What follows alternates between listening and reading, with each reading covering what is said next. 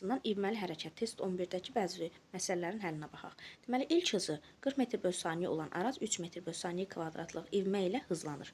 Buna görə aracın 5-ci saniyədəki hızının böyüklüyü. Hızlandığına görə sürət necə olacaq? Sürət düsturu V bərabərdir V0 plus AT.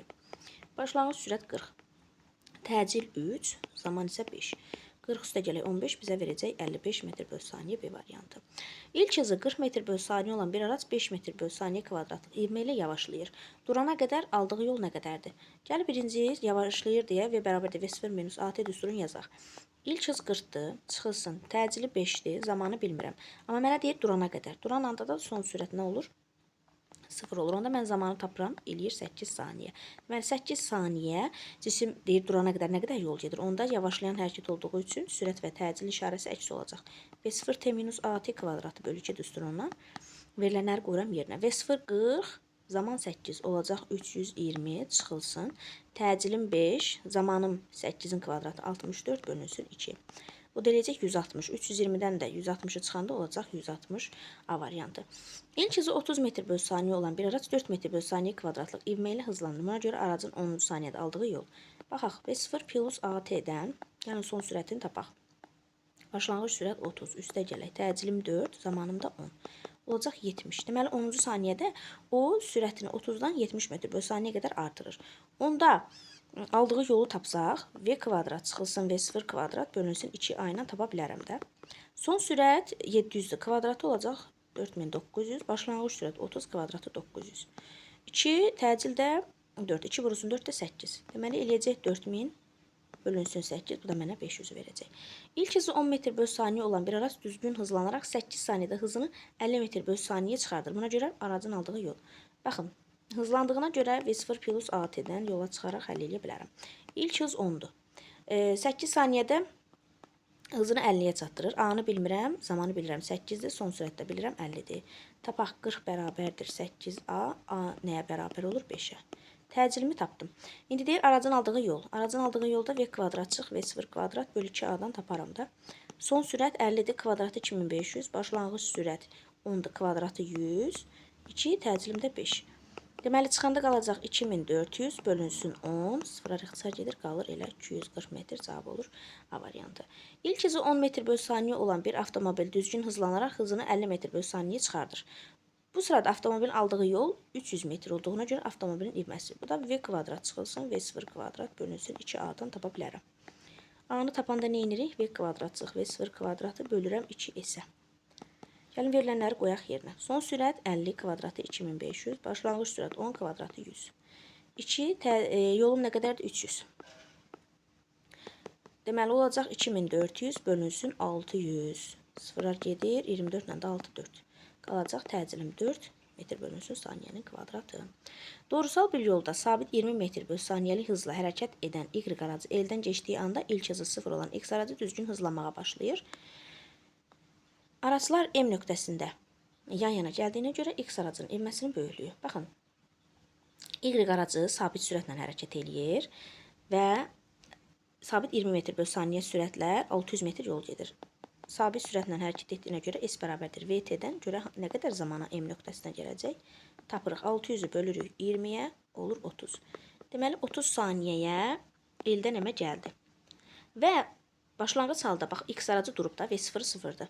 Deyir eyni zaman müddətində, yəni 30 saniyə M nöqtəsinə gəlir. Aha. Durduğuna görə başlanğıc halda V0 AT kvadrat bölü 2 düsturundan təcilin buradan tapaq 2S bölünsün T kvadratı. Aha, baxaq. Deməli M-ə gələnə qədər nə qədər yol gedib? 1200 üstə gələk 600 olacaq 1800. Zaman da 30 kvadratı olacaq 900. Sıfırlar gedir. 2 təcilimi tapıram nə qədər? 4 metr bölünsün saniyə kvadratı olur A variantı. Başlanğıçdan yan-yana olan K və L araçlarının hız zaman qrafiki şəkildəki kimidir. Buna görə hansı aralıqda araçlar bir-birindən uzaqlaşırlar. Yadınıza saxlayın. Sürət zaman qrafikində qrafiklər kəsişənə qədər cisimlər arasındakı məsafə artır. Kəsişmə anında maksimum olur. Kəsişdikdən sonra isə aralarındakı məsafə nə olur? Azalır. Deməli, kəsişənə qədər artdı. Kəsişmə anında maksimum oldu. Ondan sonra isə azaldı. Deməli, araçlar bir-birindən uzaqlaşmaqdadır. Birinci və ikinci aralıqlarda araçlar bir-birlərindən uzaqlaşırlar. Başlanğıcda yan-yana olan x, y, z araçların hız zaman qrafiki şəkildəki kimidir. Buna görə 0-t aralığında araçlarla ilgili aşağıdakılardan hansı yanlışdır? Baxaq. X, y araçları bir-birindən uzaqlaşır. X budur, y budur. Baxaq, aralarındakı məsafəyə baxaq. Kəsişənə qədər araçlar arasında məsafə artır. Bəli, bu düzgün fikirdir. Məndən yanlış soruşduğuna görə A-nı atdım. İndi baxaq. Nə deyir bizə? Y və Z. Y və Z araçları bir-birindən uzaqlaşmaqdadır. Baxaq. Bəli, kəsişənə qədər, müəyyən bir məsələn bu zaman anında kəsişənə qədər onlar arasındakı məsafə yenə artacaqdır. Bu da düzgün fikirdir. İndi baxaq. X və Z araçlar bir-birindən uzaqlaşmaqdadır. Baxaq. Yenə qrafiklər kəsişənə qədər onlar arasındakı məsafə yenə artır. Bu da düzgün fikirdir. İndi deyir ki, Z-ə görə Y aracı hızlanır. Baxın, hızlanmağı, yavaşlamağı, yəni sürətlə yeniləşən hərəkət etmək, yavaşan hərəkət etmək isə biz qrafiklərin kəsişməsinə görə müəyyənləşdirəcəyik. Baxın, Z-dən Y soruşur. Aralarındakı məsafə getdikcə nə olur? Azalır və aralarındakı məsafə, baxın, bu azaldıqca onlar yavaşan hərəkət edir, yeniləşən yox. Əgər qrafiklər arası sahə getdikcə artdıqca onda sürətlər artacaq. Amma görürsünüz, qrafiklər getdikcə sıxlaşır. Sıxlaşdığına görə də hızlanmır, əksinə yavaşlayır. D səhv variant olacaqdır. Baxaq 9-a. Yolda hız zaman qrafikləri şəkildəki kimi olan X və Y araçları doğuya getməkdədir. Baxın, doğu-batı söhbətin X, Y oxu kimi qəbul edək də. Baxın, X oxunu doğu qəbul edək. Batıda doğunun əksisidir də. Elə bil şərq-qərbdir. Doğu şərqdir, müsbət qəbul edir, batı qərbdir. Onu da X oxunun əksi qəbul edir. Baxaq. Deyir, birinci aralıqda Y aracı X-i batı yöndə yavaşlayır görür. Görəni çıxırıq. Yəni Vx çıxılsın Vy bərabərdir. Birinci aralıqda baxın X, Y budur, X budur. Y-in sürəti X-dən böyük olduğuna görə X daha kiçikdir də. Ona görə baxın bu fərq sıfırdan kiçik olacaq. Sıfırdan kiçik olduğuna görə batı istiqamətində, yəni X oxunun əksi istiqamətində görəcək. Yavaşlayıb sürətləndiyində baxın bu qrafiklərdən görürük. Qrafiklər getdikcə sıxlaşırsa, deməli yavaşlayır görür. Bir düzgün ifadədir. T anında bunu silim. Baxaq. T anında X aracı Y-i durur görür. Baxın, T zamanında ikisinin də sürəti bərabər olur. Onda Vy çıx Vx eyni olduğuna görə sıfıra bərabər olur. Ona görə də, bəli, fərq sıfıra bərabər olduğuna görə durur görür. 2 düzdür. Üçüncü aralığa baxaq. Üçüncü aralığımız, yox, ikinci aralığımız daha doğrusu. İkinci aralıq budur. X aracı Y-i batı yönündə hızlanır görür. Yenə Vy çıx Vx görəni çıxırıq. Bərabərdir. Baxaq, ikinci aralıqda X-in sürəti Y-dən böyük olduğuna görə və Y daha kiçik olduğuna görə bu fərq mənə yenə mənfini verəcək, sıfırdan kiçik. Bu da o deməkdir ki, cisimlənir, batı yönündə hərəkət edir. Hızlanıb, sürətlənməyində baxırıq qrafiklərin sıxlaşmanı. Görürsünüz, qrafiklər getdikcə arası məsafə artıda sıxlaşmır, dayda artır. Ona görə də hızlanır. 3 düzdür. Dördüncüyə baxaq. Üçüncü aralıqda, üçüncü Y aracı X-i doğu yönündə sabit hızla hərəkət edən görür. Vx çıx Vy. Baxaq. X-in sürəti Y-dən böyükdür. Ona görə bu bərabərlik sıfırdan böyük verəcək.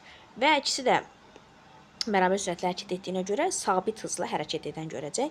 Baxın, qrafiklər arasında məsafə dəyişmir.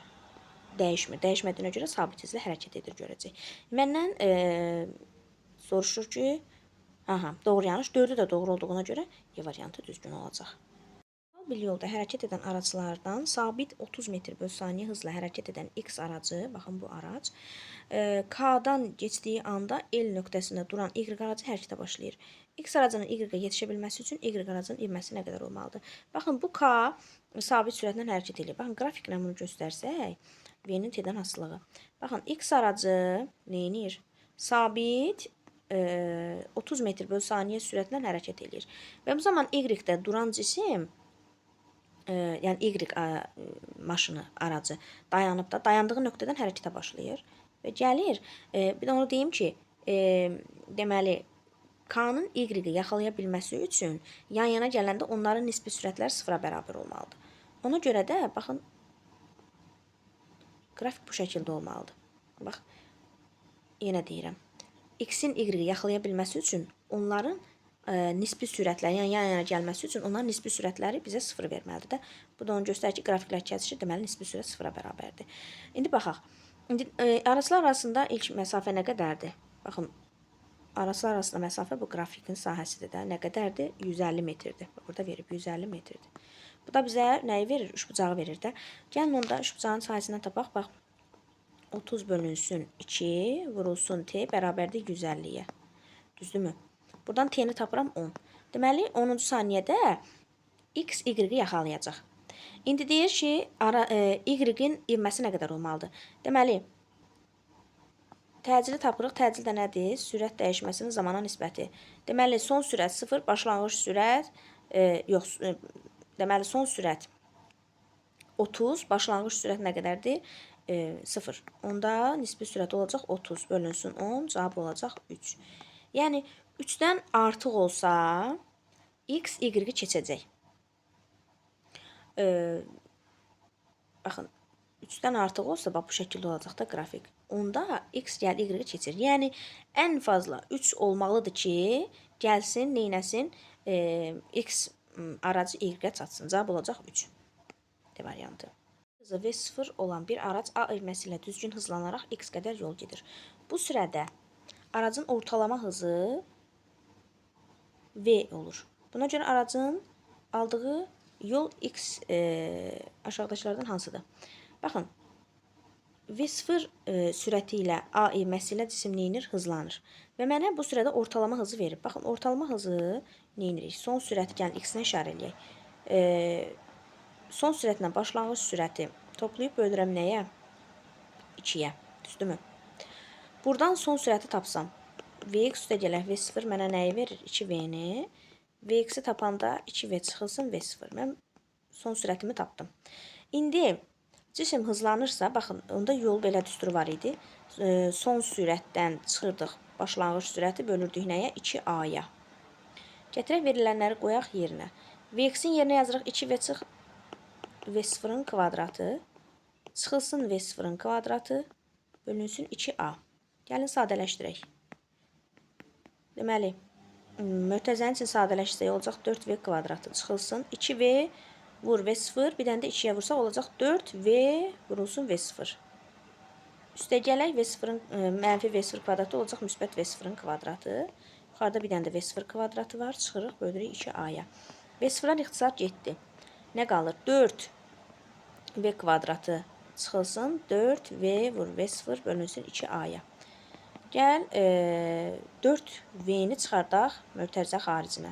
Olacaq V çıxılsın V0 bölünsün 2A. 2 ilə 4-ü ixtisar apardım. Qaldı 2V vurulsun V çıx V0 bölünsün A. Mən tapdım ki, yol 2V vurulsun V çıx V0 böl A-dır. Bu harada verilib? A variantında verilib.